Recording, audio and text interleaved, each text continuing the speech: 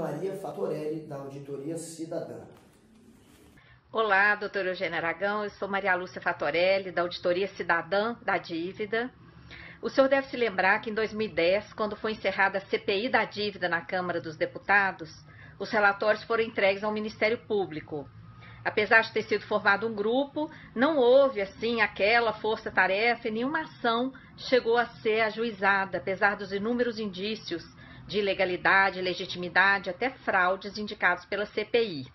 Hoje estamos aí com um enorme pacote de medidas, todas elas justificadas pela necessidade de pagar essa dívida nunca auditada. A emenda constitucional 93, que aumentou a DRU para 30%, a emenda constitucional 95, que criou um teto para todas as despesas primárias por 20 anos, para sobrar mais dinheiro para a dívida, privatizações, contra-reforma da Previdência, etc. Eu queria que o senhor comentasse a importância, a necessidade de avançar essa pauta no Ministério Público, de avançarem essas investigações e de parar essa sangria da dívida, que está engessando o Brasil, um dos países mais ricos do mundo, aí nesse retrocesso inaceitável. Muito grata. Um abraço. Sim, eu acredito que nós falhamos. Naquela época, inclusive, eu era o coordenador da 5ª Câmara, onde esse grupo foi estabelecido, e acredito que a gente poderia ter ido mais longe. Foi um grupo de trabalho que se debruçou sobre a dívida e realmente a documentação era extremamente extensa, né? Há alguns fatores que merecem uma investigação muito séria, que foi principalmente a assunção da dívida privada pelo governo brasileiro no exterior através da emissão dos chamados Bradys, isso na época do governo Fernando Henrique Cardoso. Então, muito da dívida pública brasileira, na verdade, é uma dívida privada publicizada, né? Foram emitidos títulos para permitir que essas empresas continuassem captando recursos no exterior, elas que estavam super endividadas. Tá? E isso, evidentemente, aumentou enormemente vamos dizer, o patamar da dívida, mas também os juros que têm sido altíssimos, né, para remunerar esses débitos do governo brasileiro. Me parece, sim, é uma questão central a se investigar.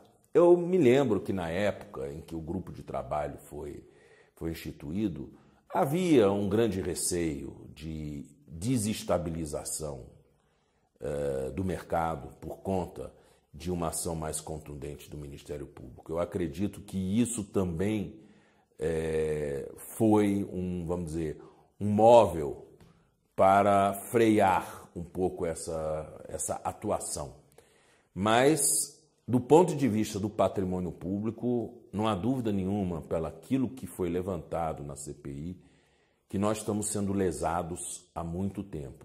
E, claro, no momento em que você começa a adotar políticas inclusivas, passa a ser um Estado que produza sistematicamente políticas públicas, é um Estado que exige que os investimentos sejam maiores, né?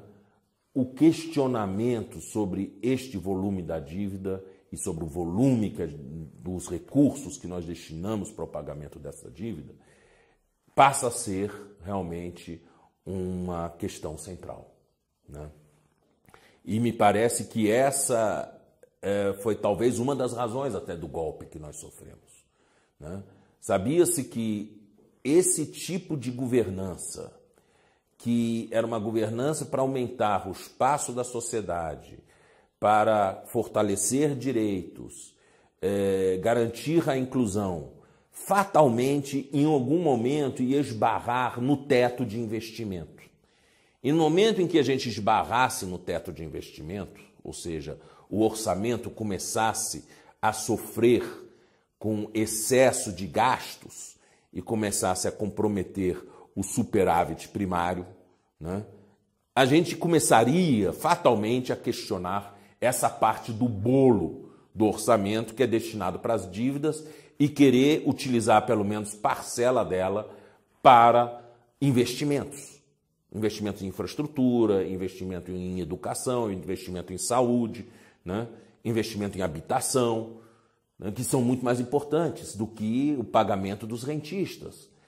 Mas é curioso que esses rentistas são tão poderosos nesse país, mas tão poderosos, que no momento em que o risco disso aparece, eles têm o poder suficiente de virar um próprio governo legitimamente eleito e mudar as regras do jogo, né? Então, o risco é muito maior do que apenas um dano ao patrimônio público. É a nossa qualidade de governança que está em jogo, nossa democracia que está em jogo, porque, vejam vocês, a CPI não conseguiu nem sequer do Banco Central a lista de quem são esses rentistas no Brasil. Sabe-se que eles não passam de 5 dezenas de investidores. E a gente não sabe quem são essas pessoas que estão dividindo entre si, seja pessoas jurídicas, fundos ou pessoas físicas, que estão dividindo entre si vamos dizer, essa parte do leão do orçamento da União. O Michel Temer está aí, então, para pagar a dívida. Ele foi colocado aí para pagar. Com certeza, e reduzir os investimentos.